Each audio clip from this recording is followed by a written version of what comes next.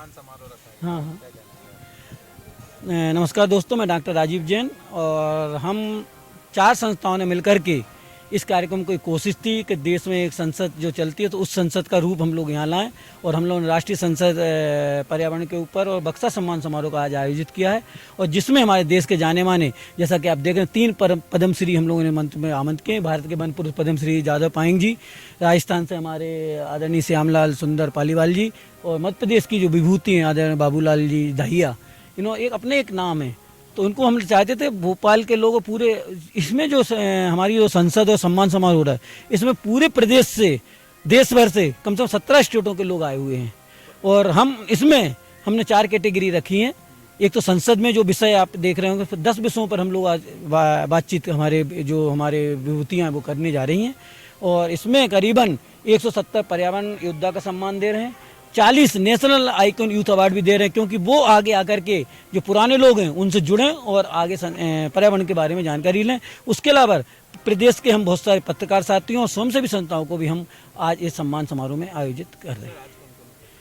आज के कार्यक्रम बताए 3 पद्मश्रीयाँ हैं और भोपाल से जानी मानी हस्तियाँ जो हमारे बीच हैं, आदरणीय विपिन व्यास जी हैं, अभिलाष खांडेकर जी हैं, IAF से रिटायर्ड आज़ाद सिंह दवाज हैं, सुभाष पांडे जी हैं, अरुण गुट्टू जी हैं, दीपक जोशी जी हैं, इम्तियाज अली जी हैं, ऐसे कई और भी योद्धा जो अपनी बात यहाँ रख रहे हैं। डॉक्टर धर्मेंद्र जी है पटना से जो पीपल नीम तुलसी अभियान को लेकर के यहाँ आए हैं। ये सभी जो है वो पर्यावरण के ये सब पर्यावरण के लोग और ऐसे पर्यावरण हैं जिन्होंने अपना जीवन ही यहाँ निछावर कर दिया। और बक्सवा तो आपको पता ही है किस प्रकार से 2.5 लाख पेड़ों को मध्य प्रदेश, बिहार, छत्तीसगढ़ और आपके झारखंड, उत्तर प्रदेश के लोगों ने बचाया था। नहीं तो आज वो जंगल जो था वो भी एक खनिज के रूप में बदल जाता और हमने कोरोना काल में सब चीज़ें देखी हैं। अगर वो जंगल नहीं होता तो कोरोना काल में और भी हम बड़ी विपदाओं से जूझते। मैं डॉक्टर राजीव जैन हूँ और न्यू अहिंसा निकेतन सेक्शन सामाजिक कल्याण सोसाइटी से हम काम करते हैं। साथ में हमारे आदरणीय शरद सिंह कुमरे हैं जो राष्ट्रीय पर्यावरण बचाओ अभियान से हैं और आनंद पटेल जी हैं जो पर्यावरण शिक्षा संघ समिति से, भूपेन्द्र चौधरी जी हैं। हम 4 सोसाइटियों ने मिलकर इस एक कार्यक्रम को करने की कोशिश है हमारी और हर वर्ष अब हम इस कार्यक्रम को कर देश के योद्धाओं को सम्मानित करेंगे। देखिए, पर्यावरण एक ऐसा मुद्दा है जिस पे हम सबको साथ आना पड़ेगा, क्योंकि आजकल देखिए रोटी कपड़ा मकान की बात सब करते हैं, लेकिन उसके पहले भी जलवायु की बात होनी चाहिए, क्योंकि रोटी कपड़ा और मकान के बिना हम कुछ दिन जीवित रह सकते हैं। वायु, ऑक्सीजन के बिना हमने कोरोना में देखा है कैसे ऑक्सीजन सिलेंडर्स के लिए शहरों में लोग तड़प रहे थे सड़कों पे। क्यों ऐसा हुआ? क्योंकि हमने ऑक्सीजन के जो टैंकर थे, पेड़ को मैं ऑक्सीजन के टैंकर मानता हूँ, उनको हम पिछले 50 साल से बेतहाशा काटते आ रहे हैं। जंगल काट रहे हैं, शहर के पेड़ काट रहे हैं, लेकिन लगा कितने रहे हैं? तो आज हम इस हालत में पहुँच गए कि वर्ल्ड हेल्थ ऑर्गेनाइजेशन अब ये कहती है कि आने वाले 5-10 साल में शायद ही कोई स्वस्थ व्यक्ति बचेगा। वो केवल जल प्रदूषण और वायु प्रदूषण। तो अगर हमको अपनी आने वाली पीढ़ियों को बचाना है तो हमें पर्यावरण के मुद्दे को सबसे ऊपर लाना पड़ेगा। हमें संसद में भी इसकी आवाज़ उठानी पड़ेगी, विधानसभाओं में भी आवाज़ उठानी पड़ेगी और एक नागरिक के रूप में हम क्या कर सकते हैं, क्योंकि गांधी कहते थे कि दूसरे को कहने से पहले खुद हम कुछ काम करें, खुद अमल करें। और मेरा तो अब ये मानना है कि सभ्य व्यक्ति की परिभाषा बदल देनी चाहिए। सभ्य व्यक्ति उसको माना जाना चाहिए जो प्रकृति से जितना लेता है कम से कम उतना प्रकृति को लौटाता है।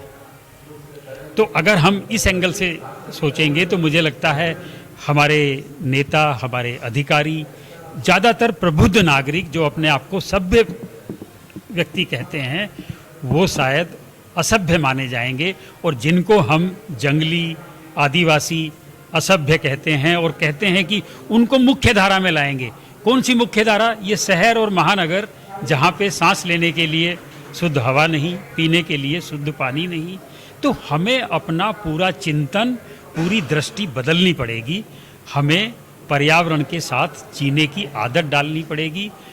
उल्टा होना चाहिए, हमें शहर के लोगों को बताना पड़ेगा कि उन्होंने पर्यावरण को एक तरह से डेफिसिट में वो ले आए हैं, तो जैसे बजट घाटे की बात करते हैं, पर्यावरण घाटे पे भी बात करनी पड़ेगी हमको, और शहरों के पर्यावरण घाटे को हम कैसे कम कर सकते हैं, इसके ऊपर हम सबको मिलके सोचना पड़ेगा।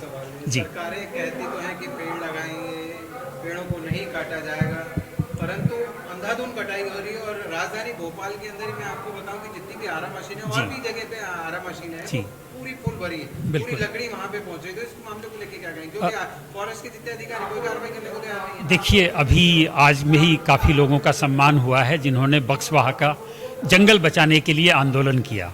उसी तरह से भोपाल में जो बड़े बड़े बंगले बनाने की बात थी सरकारी अधिकारियों के लिए, मंत्रियों के लिए, उस पे एक आंदोलन हुआ। तो मुझे लगता है कि इस तरह के आंदोलन केवल किसी खास मुद्दे पे नहीं होने चाहिए, ये हमारी रोज़मर्रा की आदत में आना चाहिए कि कोई भी इलेक्शन हो, पार्षद का इलेक्शन हो, विधानसभा का इलेक्शन हो या संसद का इलेक्शन हो, जो भी आपसे वोट मांगने आए, आप उसकी कॉलोनी में पर्यावरण को लेके एक शपथ पत्र उससे लेना चाहिए, ताकि वहाँ जाके भी वो आपकी बात उठाए। और केवल आंदोलन करने की क्या ज़रूरत है हमको तो अपने घर से शुरुआत करनी है, अपनी कॉलोनी से शुरुआत करनी है। मैं एक छोटी सी बात बताऊं, हम जिस कॉलोनी में भोपाल में रहते हैं, हमने कुछ साथियों से मिलके उस कॉलोनाइजर से कहा कि तुम बाकी में तो प्लॉट काट दो, लेकिन एक जगह आपको कॉलोनी का वन के लिए छोड़ना पड़ेगा। और ये शायद पहली कॉलोनी है भोपाल की 11 मील गार्डन सिटी, जहाँ पे कॉलोनी का एक वन लगाया गया है कि काफ़ी बड़े एरिया में केवल नीम, पीपल और बड़े बड़े पेड़ रहेंगे, ताकि ये कॉलोनी कभी भी ऑक्सीजन की कमी से ना गुजरे। तो इस तरह के हमें और बहुत काम करने पड़ेंगे, आप सब भी अपने हिसाब से। मेरा नाम R.K. पालीवाल है, मैं मध्य प्रदेश छत्तीसगढ़ का principal chief commissioner income tax retire हुआ, और अब मैं जैविक खेती करता हूं और किसानों को जैविक खेती के लिए मुफ्त प्रशिक्षण देता हूं। धन्यवाद। सम्मान पत्र मिला है, क्या कैसा लग रहा है और क्या कुछ कार्यक्रम है? जी, मुझे बहुत अच्छा लग रहा है कि आप समाज में कुछ कार्य करते हैं और उसके लिए आपको सम्मानित किया जाए, तो ये बहुत अच्छी बात होती है। और हम प्रेरित होते हैं आगे भी इसी तरह के कार्य करने के लिए। और पर्यावरण आज की तारीख में बहुत ज़रूरी है उसकी सुरक्षा, जिसके लिए ये सम्मान कार्यक्रम रखा गया है। और ऐसे ही प्रोत्साहित लोगों को करते रहना चाहिए, ताकि लोग आगे से आगे बढ़कर और इस कार्य में भागीदारी अपनी दिखाएं। अच्छा, पर्यावरण को लेकर आजकल देखिए संकट भी बना हुआ है, ग्लोबल वार्मिंग बढ़ रही है, कैसे अपग्रेड करेंगे, कैसे बचेंगे? देखिए, मेरा मानना ये है कि हर इंसान को इंडिविजुअली इसके लिए परफॉर्म करना चाहिए। हम लोगों को जोड़ते हैं, लेकिन जब तक हम खुद स्वयं इंडिविजुअली इसके लिए आगे नहीं आएंगे तो फिर ये कार्य करना थोड़ा मुश्किल होगा। इसको बचाना सभी को अपने से आगे आना चाहिए और फिर इसको आगे बढ़ाना चाहिए। मेरा नाम रैना मिश्रा है।